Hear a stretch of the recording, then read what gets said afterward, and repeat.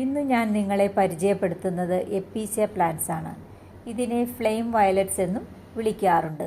ഇതിൻ്റെ pattern leaves ആണ് ഉള്ളത്. അതുകൊണ്ടാണ് ഈ ചെടിയെ കൂടുതൽ അട്രാക്റ്റീവ് ആക്കി മാറ്റുന്നത്.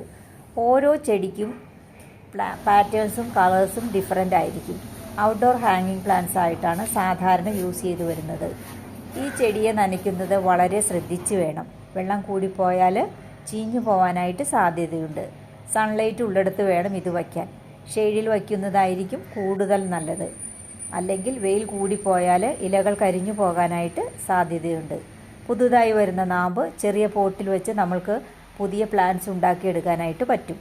മണൽ കൂടുതലുള്ള മണ്ണ് വേണം. പിന്നെ ചാണകപ്പൊടിയും ചേർത്ത് ഇത് നട്ടാൽ മതിയാവും. ചെടി നല്ല ഹെൽത്തി ആയിട്ട് വളർന്നുകൊള്ളും. ഇങ്ങനെയാണ് ഞാൻ സാധാരണ പോട്ട് ചെയ്യാറ്. നിങ്ങളും ഒന്ന് പരീക്ഷിച്ച് നോക്കൂ. തീർച്ചയായിട്ടും നിങ്ങളുടെ എപ്പീസിയ പ്ലാന്റ്